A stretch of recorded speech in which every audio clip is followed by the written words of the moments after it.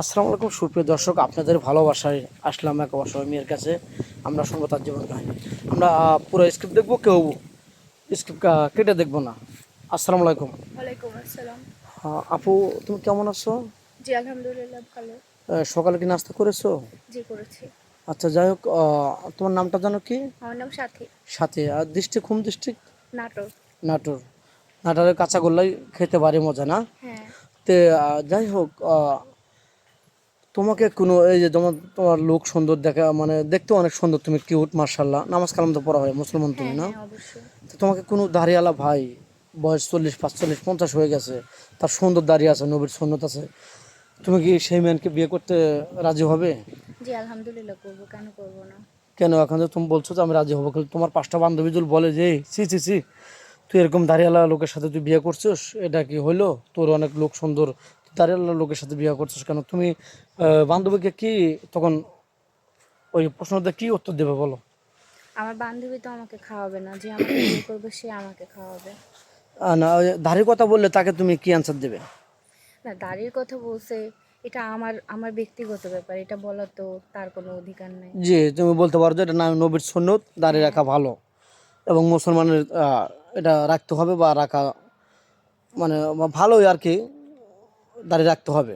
তো যাই হোক, তোমার একটা ভালো ম্যানের সাথে বিয়ে সাথে হইলো, প্রবাসী এক লোকের সাথে বা বাংলাদেশের লোকের সাথে, তার টাকা পয়সা আছে, সব কিছু আছে, তার মনটা ভালো আছে। তোমাকে কোনো জায়গায় হঠাৎ করে এক ভোর সকালবেলা বললো যে চলো কোথাও ঘুরতে যাই, তুমি কোন জায়গাটা যাবে? আমি ঢাকাতে হাতির ঝিলে যাব। এই এত জায়গা থুয়ে, বাংলাদেশের 64 জেলা এত জায়গা থুয়ে তুমি হাতের ঝিল যাবে, তার মানে? না, আমি শুনেছি ওখানে অনেক সুন্দর, ও, জায়গাটা অনেক জায়গাটা অনেক সুন্দর সুন্দর, এই এটা জন্য। শুনছো? এর আগে তো যাওনি? না। কখনো যাওয়া হয়নি, স্বামীকে না। নিয়ে প্রথম যাবে? হ্যাঁ। ও, এত জায়গাতে তোমার হাতের ঝিলটাই পছন্দ হইলো? হ্যাঁ। এক একজনের এক একটা ভালো লাগার বিষয় আছে, হয়তো তুমি কারো মুখে জায়গাটার নাম অনেক সুন্দর শুনেছো, এই জন্য তোমার জায়গা যাওয়ার জন্য খুবই আগ্রহী না? তো যাই হোক, তুমি তো রান্না বাড়া সবই পছন্দ করো বা করতে পারো। হ্যাঁ আহ, ইনশাল্লাহ পারি। খাওয়ার দিকে তোমার কি পছন্দ? তোমার স্বামী যদি তোমাকে ভালোবেসে এটা ওটা এনে খাওয়ায়, বাজারে গেল, হাটে গেল, কিছু আনবে, তোমার জন্য কি আনবে? কি পছন্দ তোমার?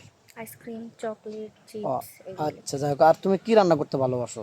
যে আমি খাই না কিন্তু রান্না করতে খুব ভালোবাসি, কোনটা সেটা?